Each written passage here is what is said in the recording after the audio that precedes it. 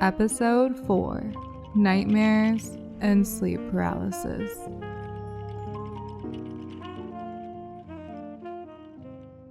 Hello, everybody. My name is Angelina Young, and this is Journey Through the Dreamscape. This is a place where we will dive into imagination, intuition, and dreams. My vision for this podcast is to occasionally bring some of you wonderful people on that would love to share your dreams with me and the listeners. I hope to help you develop the skills to decipher your dreams and apply it to waking life. Episodes where I don't bring a guest on, I will talk about different things I've learned through the week, ranging from consciousness, intuition, and the history of dreams. My goal is to raise awareness on the importance of dreams and help you build an understanding of yourself and the world around you. Episodes will be posted every Thursday, and for the layout of each episode, I will start by sharing a weekly book recommendation and a poem, then get into the topic of the week, and afterward, we'll end off with an oracle card drawing and a question I would like all of you to think about and ponder. So, if you're interested and curious about my thoughts, experiences, and other people's experiences, this is the place for that. I'm excited to see where this will lead all of us, and I hope you'll join me for the ride. So let's start off with this week's poem. This poem is called Shambles. Lightening the dark, darkening the light, hidden in shade, overlooking the invisible, because the visible is so easily found. Something is what is expected. Nothing is what births the explored. Searching with blinders isn't easy. It's a task that leads to unknown, for unknown is limitless. And the known has been explained numerous times.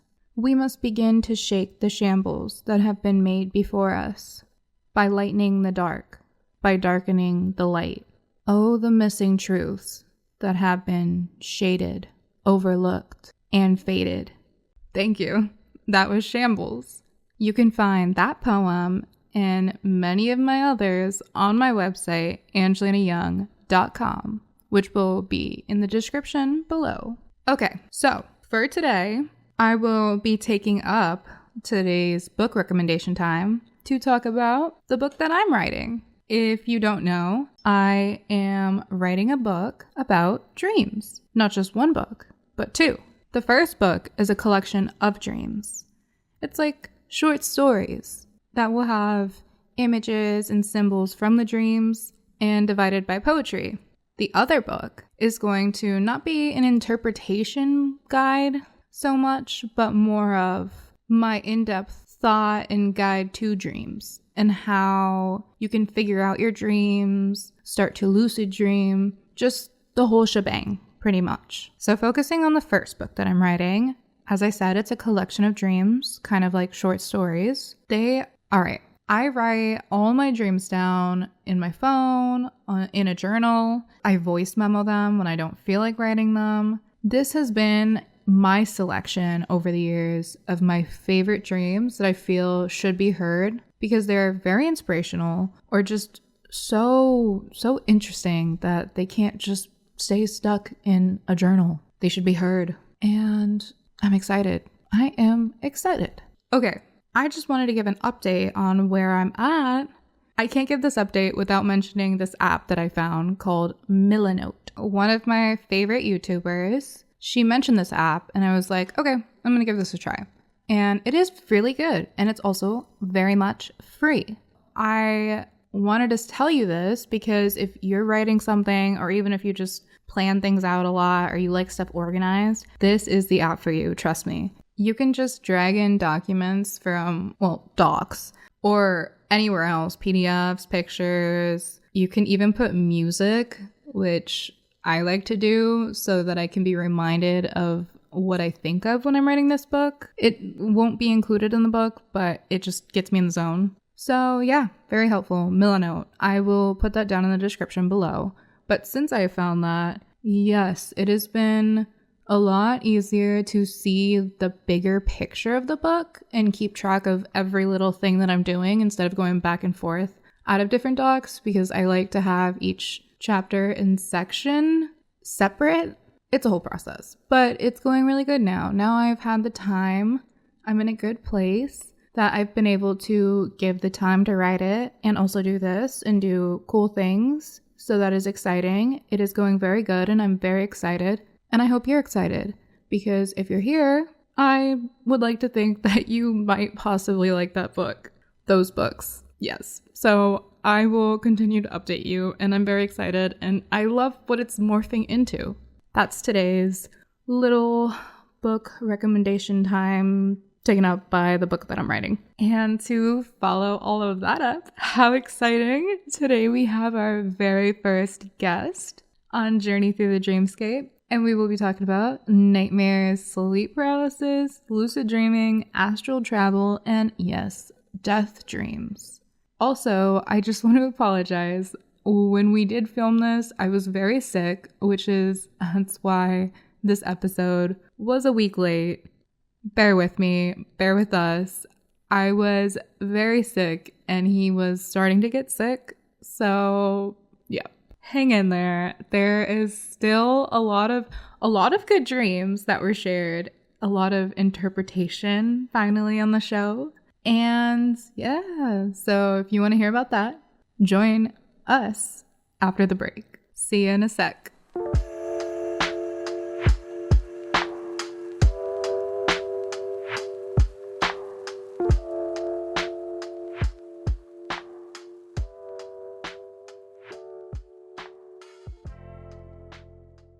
We have a very special guest, our first guest, and also my favorite person on this entire planet, my boyfriend, David Paclik. Hello, I'm David. Yes, you are. Okay, so today we're going to be talking about dreams. More specifically, your dreams. My dreams? Yeah, so how do you dream? Not often. No. No, you don't. Like once a month, or if I'm lucky, once a month. And it's usually like nightmares, but like I don't wake up screaming, they're just not good dreams. It was, like when I was younger, I would dream every day pretty much, and it was mostly like that, but I'd like sometimes a decent dream. It wasn't ever like a super happy dream, but some dreams were just like weird in an okay way, like a fun way. Have you ever had sleep paralysis? Yeah, a lot when I was younger. Do you remember it? Yeah, almost every time, yeah. Okay, how young do you like, as the early? First one? Yeah. When I was like still in the crib. Oh yeah, you remember that one? Yeah. How'd that go? I just remember waking up conscious and seeing a shadow person stare at me. What did a shadow person look like? Do you remember, or was it just like like a man that was just shadow? Like there was no facial features. Uh-huh. There were no facial features or skin or anything. It just looked like it was too dark in the room to like make any details out about them. But it was a shadowy figure. Have you always seen a shadowy figure like while you have sleep paralysis, or has it been different? No, it's always like a shadow man. It's not that different. I think I always see the same being. Do you think that it's like a way that you sleep, or do you think it's just random? Has it happened recently? No, it stopped happening when I was in elementary school because it happened so many times. I stopped like being scared when it happened, and I would take a deep breath because I don't know if this happens for most people, but for me, I just couldn't breathe, and I felt the weight of gravity on a month.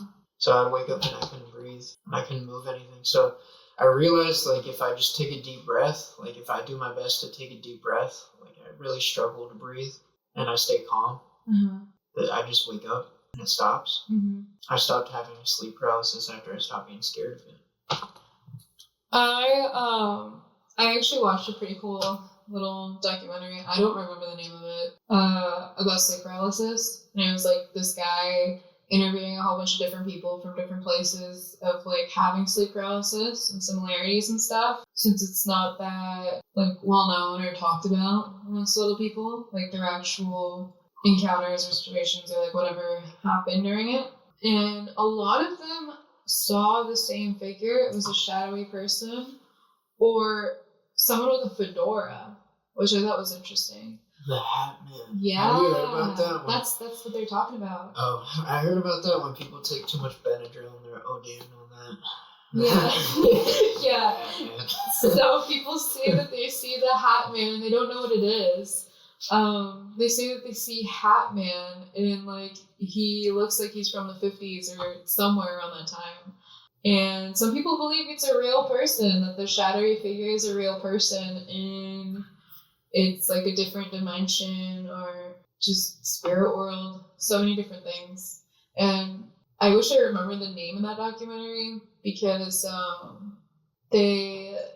there were some non-believers and like believers and then people that have had so much sleep paralysis that they started believing. There's just so many different views. I have had sleep paralysis a lot, back to back. I have never seen a figure, but I have had the weight. It's happened like sleeping on my back or sleeping on my stomach. It doesn't matter. It could be any position that I sleep in. It could happen. I've still had it sometimes, just not as often as I did at one point. But yeah, no figures for me. Just sounds like I'd hear footsteps. Mm-hmm. The first time was a little odd though, but were you super young? No, I mean I was younger. I was in high school, out of middle school. Yeah, that was when sleep paralysis started. I was in middle school, somewhere around there. Like the opposite of me, pretty much. Yeah, and it was like for months straight, like nonstop sleep paralysis, and then just like strange dreams after that. And every single time after sleep paralysis, I'd go into a lucid dream, and then I'd start being able to like go into a lucid dream if I wanted to. At that point, I think that's new to me. I don't even think I knew that. Yeah. Before. I'd actually feared going to sleep sometimes. Well, not feared it. Fear is a really strong word. I just was like, like, do I really have to like go through sleep paralysis for that? Like, I just want to go to sleep. And nope, go to sleep. And honestly, my view of sleep paralysis, and while I think like yes, sometimes you could be asleep and your body's falling asleep but your brain's still awake. Yeah, but I also think sometimes there could be other elements like spiritual elements. And I know we differ on that. We have different views of that. I very much believe in spirits and all that stuff. And from my experience, I do think some of the times there was different reasonings for it. And yeah, there was just like sometimes I'd feel pressure. It'd feel like feet walking on me, and I'd feel it moving. I'd hear footsteps from out the door, and I couldn't move anything but my eyes. But the thing is, I wasn't scared during the sleep paralysis. I actually, the first time I was shocked when it ever happened. After that, I kind of was just like focus on my breathing, and I'll get out of this. If I can move my toes, focus on my toes. If I can move my toes, I'll get out of it. And it would. Sometimes it'd take like a minute, but like I wasn't scared. Even hearing footsteps and stuff, it was just like, I'm not scared of this. I just want to go to sleep. Just let me be. And then I'd go into a dream. I did though. I'd go into a dream, and then I'd be like, wow, I'm dreaming now. Cool. So then I could go drive a car off a cliff. Because that's what I wanted to do. Or just like fly or do random things. Yeah, that's how I just started lucid dreaming on command. I can never control most, like 99.9% of dreams. I can't control them like that. I have always remembered my dreams, even from when I was little. But controlling it was random at one point. Till I would say like I was able to lucid dream sometimes. But I will when I was younger. And it would usually be like focusing on what I wanted to dream on. And then I'd go into the dream and be like, oh yeah, I'm here. Okay, cool. But then after the sleep paralysis like series, I would just wake up in the dream. But sometimes it would just be too much to just be in a dream and be like, okay, like I could do whatever. I'd just rather have my mind kind of roll in dreams. Because I do like that. I think I think the symbolism of not even messing with it is important too. But off of the sleep paralysis, let's see. I've only had a couple dreams where I'm like astral projecting, where I'm like looking over the world or like. So for the astral projection dreams, how did that one go? What was one that you remember? I think I've only had one for the astral projecting. And I was conscious in my bed, and then I started floating up and up out of my room, like through the ceiling. Like I was like made of air, it felt like. And in my head, I realized I'm dreaming. So then I thought, what would be the coolest thing to look at while it's nighttime? Because my room looked the same. Like it looked like it would be if everybody's sleeping in it. So the lights were off. It looked real. Everything looked super real. I went and looked over San Francisco because when I was a kid, San Francisco was my favorite city. And I just wanted to see what it would look like from the sky at night if I was floating over it. So I looked at the Golden Gate Bridge and all the city lights way up above. Like if I was at the same height as like a plane or a helicopter. Did you wake up after that? Yeah, after a bit. I mean, I floated there and looked at it for a while. And then I just woke up when I felt like I was done. So you woke yourself up or it just ended abruptly? I can't remember exactly, but I think it just ended when it ended so abruptly. That's super interesting because some people try to work towards astral projection and then others just happen to fall into it.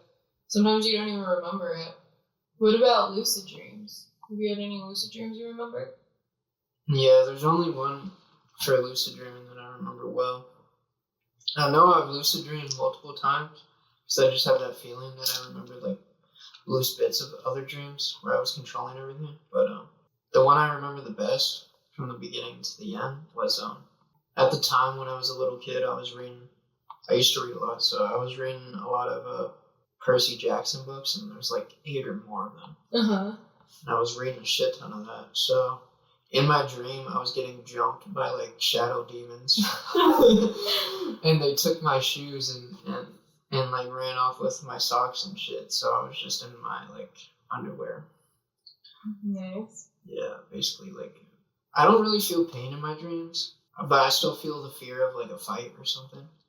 And then, so I remember I got jumped in my dream in like the park that was nearby, my house at the time, or my apartment at the time, and after I got jumped and I got up off the ground and all my shit was taken, I realized I was dreaming because shadow demons aren't real, and all of a sudden that clicked in my head.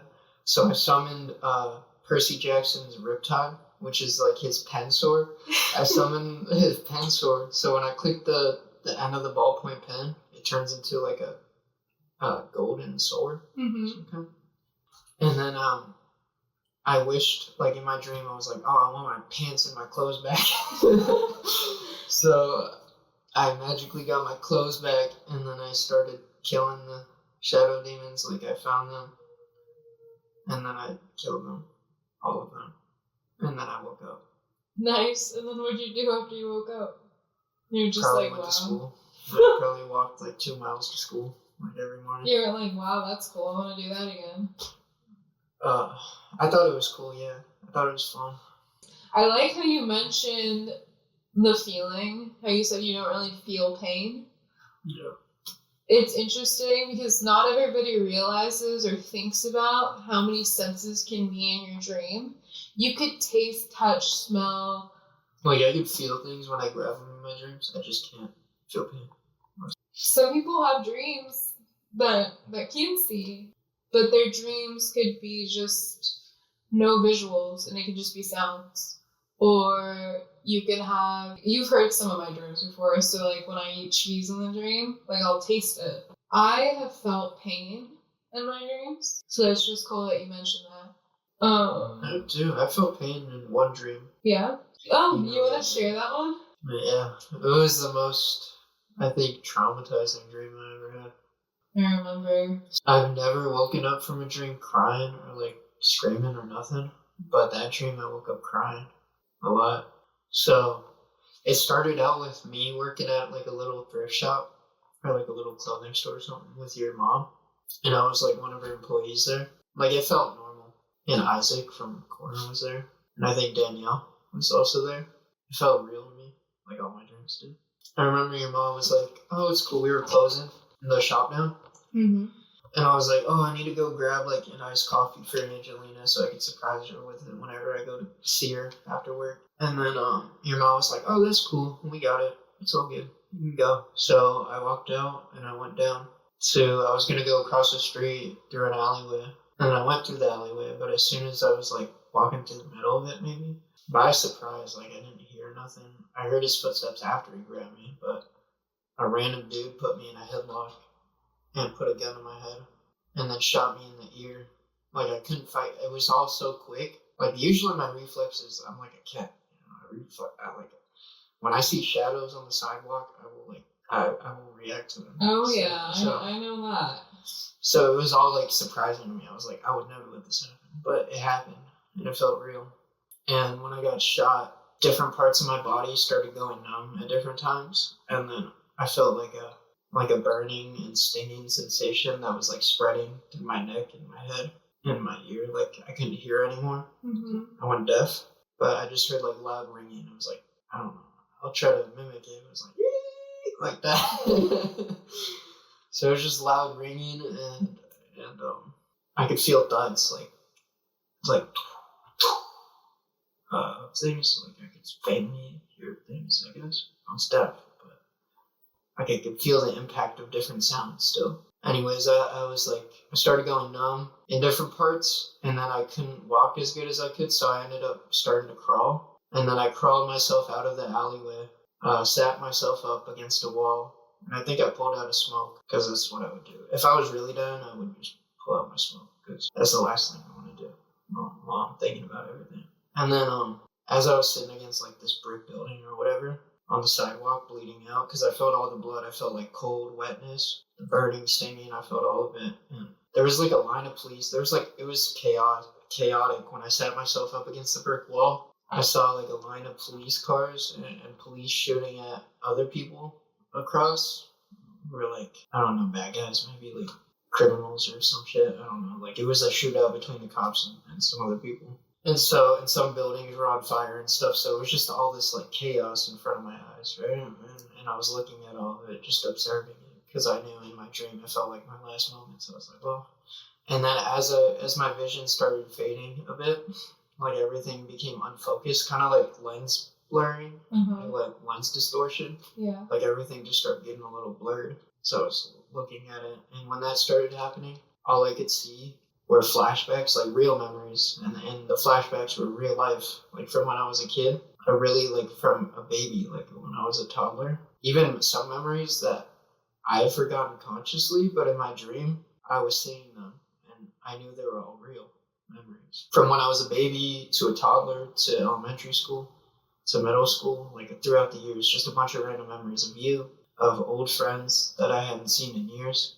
A lot of different things, just it was like a collage of memories just playing through my head, and I was looking at all of them, and then I started crying as I was looking at all of it, and then I think my last thought before I woke up, before like it faded to darkness, was I couldn't even bring you the iced coffee, and it sucks that I couldn't say goodbye, and that made me cry, was that I couldn't say goodbye to anybody, especially you.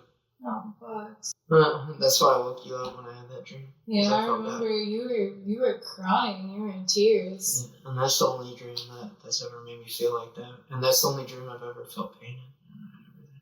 So I remember your ear was hurting. I remember you saying your head hurt then. Yeah. That's also one of like the most vivid dreams that you've ever told me. Because the listeners don't know, but I share all my dreams with David. And since he dreams so sporadically, I always ask, like, did you dream anything? Did you dream anything? He says, no. That one, he woke up in tears, like, crying, and was able to recall this dream fully. So, like, thinking about this dream, this one you gave so much detail. Breaking it down, so you were working in a shop with my mom, and you went to go get iced coffee for me. These dream characters, even though it was me, sometimes they could be other parts of you. It could also be me. but there's different ways you can view and interpret dreams, especially symbolically. What something means to me might not mean the same to you. So as we go through this, like, just tell me what resonates, what doesn't. So you were working with my mom, going to go get me iced coffee. It's you taking charge or going through life and feeling like you have this control. Along the way, a random guy comes up from behind. That right away gives me like a loss of control, a fear of losing control, not being in control of your life, or maybe a more specific aspect as we like dive further into this. Does that make sense to you? Yeah. Okay. So control, and you get shot in the head, which I remember exactly where, like in my right ear, pretty much right down the ear hole. so right in the ear, the side of the head. That is where we make our decisions, where we hear all of our senses. A lot of them are there. Our eyes, our ears, our smell, our taste. Losing all of that, just like in a snap. And you said you started to lose function of your body, right? Yeah. Everything started going numb and I couldn't control it. And you said that then you like laid or sat against a wall, just a random wall. Yeah, to the nearest one. I just crawled as soon as I couldn't walk anymore. The dude shoved me off of him, and I like limped, and then I lost control of my legs, so I fell, and then I crawled. It was the side of a building, or was it somewhere specific? Was it like an alley? I crawled out of the alley. Crawled out of the alley. Onto the street, like onto the sidewalk, pretty much. So an alley to me, instantly, I think of danger. It could be danger. It could be like a bad alley. That's usually what I think of right away. What do you think of when you think of an alley? Well, I think that alley was fucked up. So but it's just, I don't know. I think of an alley like a passageway. It's just like, I think of Batman and his parents getting shot. Okay, so perfect. Yeah, an alley being passageway, like you losing control, passageway. You get shot. You lose all your functions. And you said that you saw police, and you said you heard stuff still going on? Gunshots? Or? I didn't hear it. I just felt like the impacts of the sounds. I don't know. It's like thuds. Like if a bomb went off underwater, that's how everything sounded to me. Because I lost my hearing after I got shot. And you said chaos, right? Yeah, like everything was on fire. And people were shooting at each other in the street. So this could also be your view on how life is or was at that point, or how it was in your childhood too. Because even though you had it as you were older, it could have been a reflection of that. And it could have been just everything that was happening at that time that was not in your control. Just feeling like everything was chaotic. It could have also been your thoughts that are just chaotic, that you couldn't manage or feel like you could manage. You also reflecting on life. I really believe that you saying that whole, how did you phrase it? You said you saw like your life flash. Yeah, I saw a lot of memories play in my head super fast, just glimpses.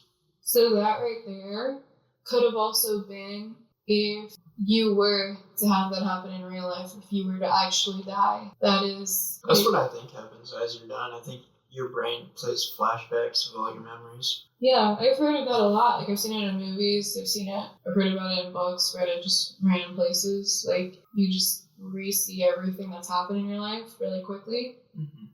So that could have also been your brain prepping you for that, like saying like, hey, you feel like you're not in control, you feel pretty down, pick your head up. This is what could happen. Like, if you like stay down, like you just don't have the will. And hey, there is still something to do. This is not the path that you should be, because you said a pathway too. The pathway is not that dark. I think it was kind of like a wake-up call. Does that resonate with you? Yeah, I think so.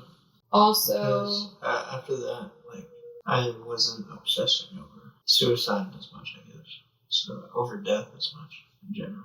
Yeah, that's pretty deep topic. I don't know if you want to talk about that. I mean, we can. I mean, that's real. That's on here. Yeah, but I do think that was like your wake up call, and that's saying like, hey, there's still stuff out there, and that's very real. And I also think that you thinking at the end, like, I didn't get to get Angelina our coffee, or... It felt like I still had shit to do, pretty much. And that's what made me cry, because I wanted to do more. I think that's you wanting to gain that control over your life. You still wanting to have that will to keep going. I think that was your dream. Fully combining all those thoughts in a way that you can actually feel, and it had to give you those senses of feeling pain to actually strike that into your brain and be like, hey, this is important. This is what you gotta listen to. This is important.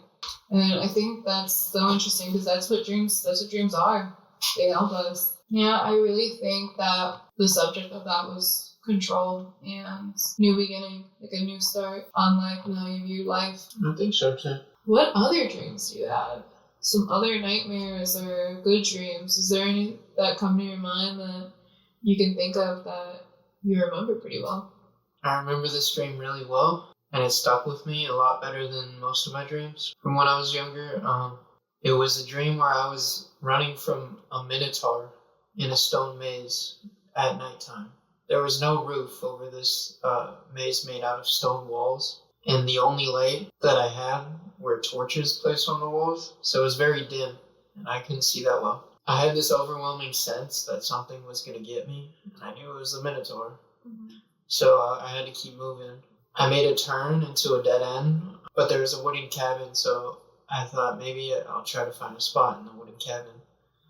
But as I looked around in the entrance at the walls, it was very dimly lit inside, and I couldn't see that well, but I could make out, like, from the flickering of the fire, from the torch, I could make out, like, maybe 100 faces that were skinned and stapled and nailed to the walls. And there were, like, splotches of dried blood on the walls, too. So it's, like, that dark brown. And I remember just, like, staring at it all because I was so shocked. But as soon as I took that in, and I stopped moving, I heard the Minotaur, like, make his way. Because he's a big, in my dream, he's, like, a 7-foot fucking bull man.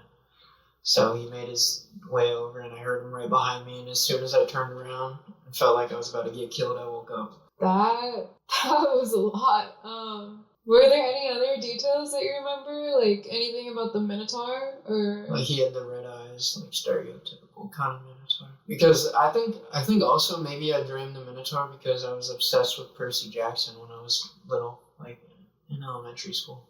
When I started reading more, I read, like, 8 or more of, like, all of the Percy Jackson books. So I think, and the Minotaur's in there. It's one of the monsters, so. Some of the people that are listening right now are probably going to be like, what?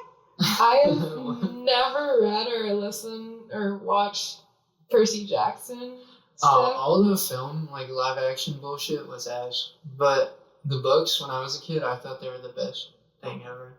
I wanted nothing more than to be able to do cool shit like that. So they had Minotaurs in there a lot? Not a lot. Just, like, I think it was just, like, one of the books. It was, like, one of the first monsters that Percy Jackson as a kid came across. So he fought the Minotaur? I don't think he fought him, he just escaped him. Okay. I don't think, like, the dream is just from that. I think it's taking those symbols that you're like, oh yeah, this is, like, a monster from there, and escaping. I think that's you being in a chase dream, because that's what this is. It's a chase dream. Yeah. Could be running from, like, a situation in life or emotion or just... I felt like trying to get away from Jason Voorhees or, like, Alien or Predator. Yeah, so movies. It's like it's a fear-based dream. It's you were running from this, not even just physically, but, like, mentally running from something. Which this Minotaur is a monster, red eyes, anger, very, very strong emotion.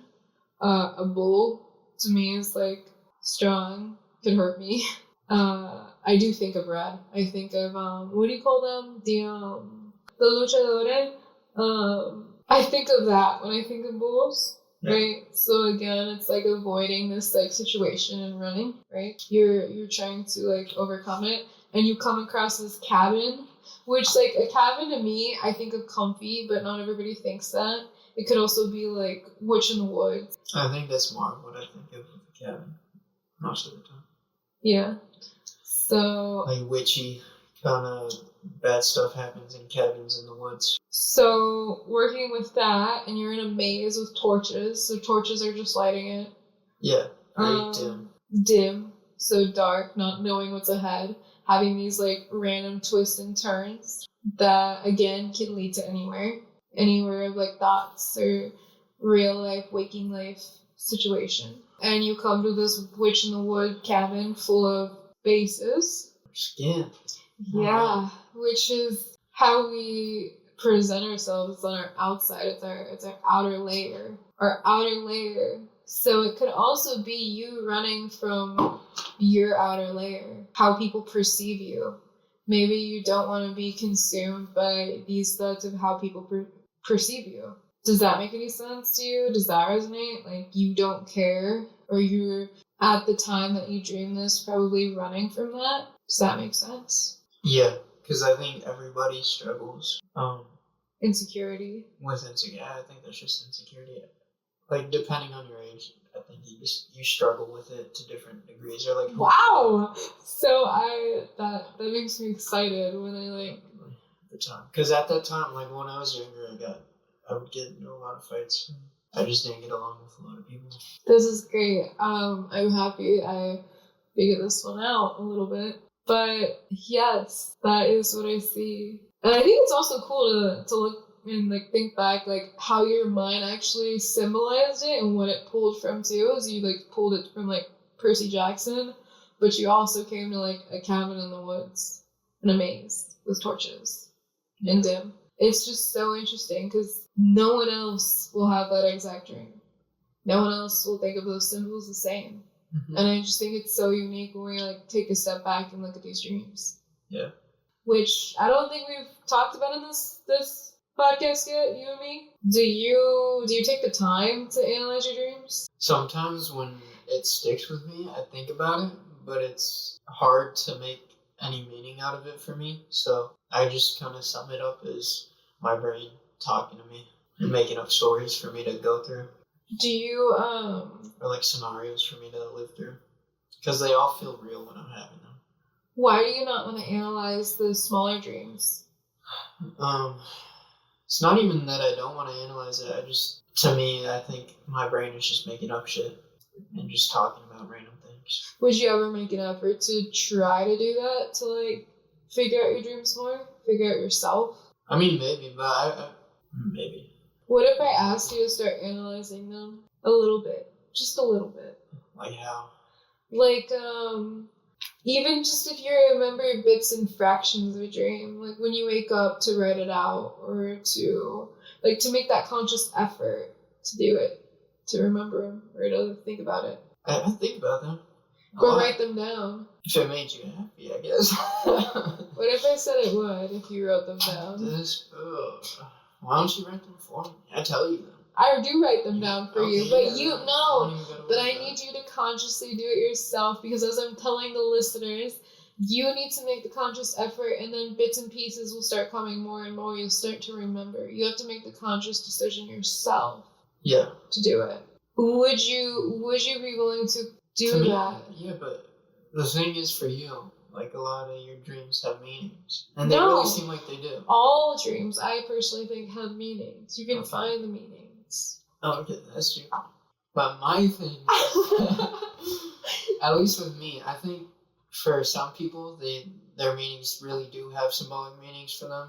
And for other things in life, and just how they perceive the world. Like, I think their dreams help them better understand themselves. Mm-hmm. But for me, it's just my brain's just talking about crazy shit to me. I'm gonna say that we're so different, but I love you.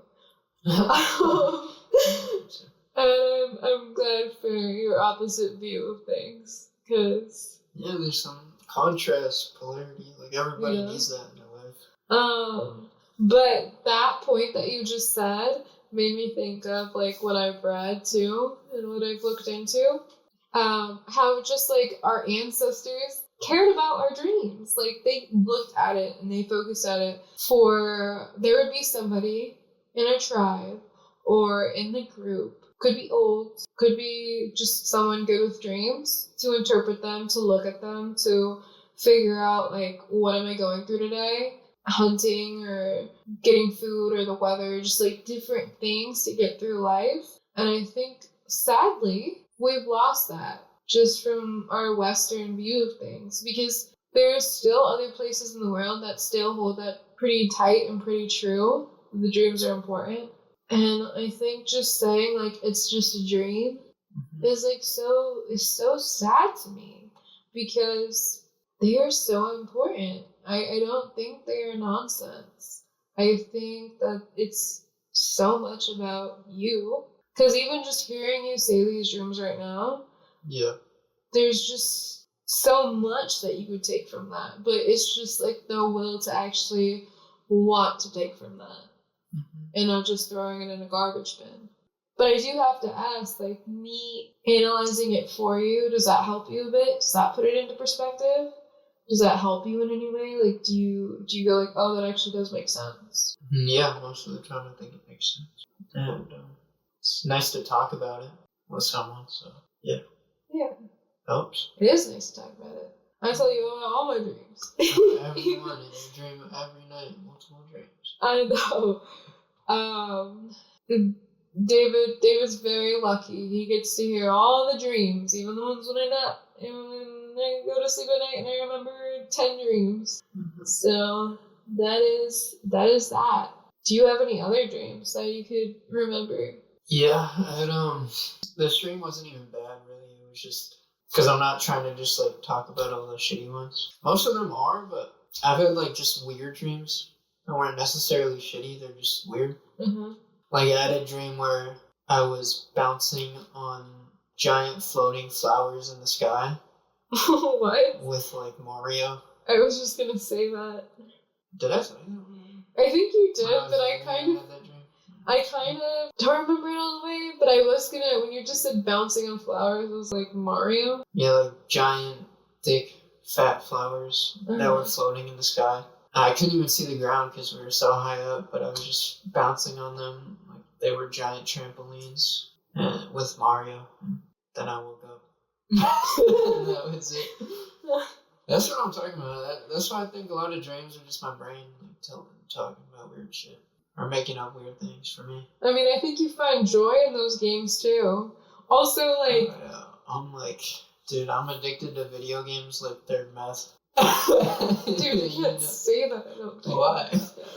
Yeah, you can. No, because I have to click a button. It's on Spotify. On Spotify. There's so many people that talk about trapping. I know, but I have to click a button if it says like sensitive content spoken about in the thing. I guess it's sensitive. I mean, I told you the dream where I got shot in the head. I felt it. Okay, wait. Anyways, like, let me just. All right. So, no, like, dream. I still think that means something. Like, you're bouncing around on flowers. Like, I know for a fact. You just even said it. You like video games. Also, with you as a guest today, it is a little like, I know you pretty well. I know you like Mario. Like, you cut out little figures of Mario when you were younger too. So I think... I didn't have a lot of action figures or nothing, so I would take the printer paper and I would paper for school. And I would do shitty drawings because I was never good at drawing. I would do really shitty drawings of like Mario characters and color them in with crayons and then cut them out and use them as action figures. So exactly, like you saying this is a garbage dream, like you find joy in that. Like there's so much meaning you could find in that. But you just instantly were like, yeah, that's just a garbage dream. No, like there's a lot of elements, there's symbols. Like you look at Mario even from when you were younger, that was like something you wanted, that was a toy, a game thing you wanted, and you still to this day play video games like fucking crazy. Meaning babe, meaning. But okay, so alright guys, time for this week's card reading. Alright. Yeah, I think it might be that time, actually. I think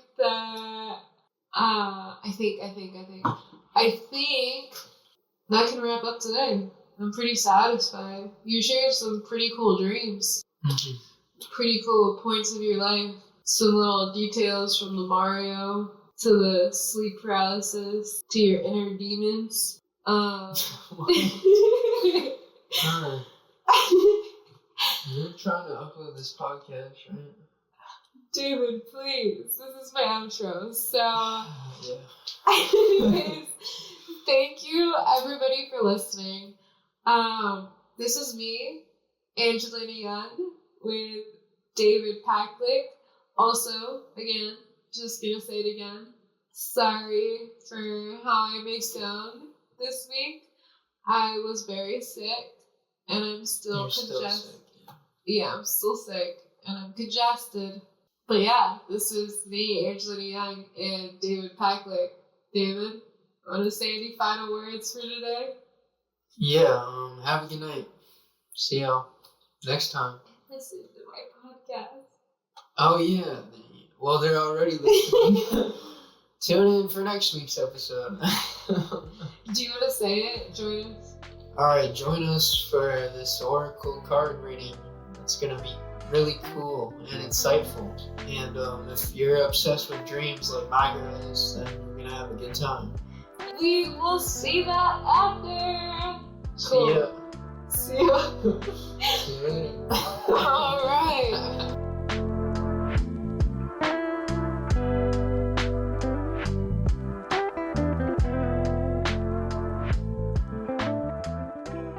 Hello. Okay, so we made it this far. You made it this far. We all made it this far. Now it's time for the Oracle and the question of the week. And again, another special thing. This week we have, yes, another new set of cards, which is thank you to my very special, amazing, beautiful, lovely best friend, Sarah, for getting me this Oracle card deck for my birthday. She got me the Green Witches Oracle deck. And it is so beautiful. And I'm so excited to use it right here, right now, for all of you guys. So let me pull that card. Okay, so the card of this week is Fruit. It says achievement and success. The book says fruit is tangible, proof of an achievement. When we say that something has borne fruit, we mean it has been successful. In this way, the fruit card tells you that all your hard work has yielded a satisfying result, or is about to produce a wonderful result. Be proud of your efforts. Producing something, a project, an object, a baby, takes time, energy, and attention. And sometimes, work can be invisible to others, happening behind the scenes or internally. The fruit of that labor, however, is proof that energy was invested. Recognize and honor it. Fruit also tells you that you can catch your breath for a bit. Celebrate your success. All right. Yeah, everybody, celebrate your success, even at big, small. If you're doing something, you're doing something, you know? A little bit of progress is some progress. It doesn't need to be dramatic, extreme, even just writing a little something down or doing that little break through the day, or I don't know, whatever you do, the little bit counts. Notice it, look at it, appreciate it. You're doing good. And now the last part, the question of the week. Let me think. What do I want all of you to think about for this week? All right, I think I have one. Where are you putting all your time and effort to? And is it what you really want in life? Does it make you happy? Are you happy with where you're putting your energy? If that's a no, well then what can you do to change that? And if it's a yes, what's stopping you from going even further? Okay, yeah. And that wraps up this week's episode 4. Yeah, the first guest. Okay, so I just want to say I can't wait to see where this takes all of us. I can't wait to see where it leads us. I am excited, and I am very super thankful for all of you guys for listening, for tuning in, for hearing all of my chatter, and yeah, sticking around. Thank you so much. I appreciate every single one of you so much, and I cannot wait to see what the future holds. If you found this episode or my previous ones insightful, chances are someone else you know will think so too. It'd be incredibly helpful and lovely if you shared this with them so that they can find something that possibly resonates with them too. To hear more, please subscribe to my channel. To stay updated in between episodes or to contact me for episode ideas and feedback, please go to my website, angelinayoung.com, or follow my Instagram, which will be down below. I'm always excited and open to hearing how and what you've dreamed of. So please do not hesitate to reach out. Thank you, my beautiful dreamers. This was Angelina Young on Journey Through the Dreamscape. Tune in next week for episode 5. Until then, see ya.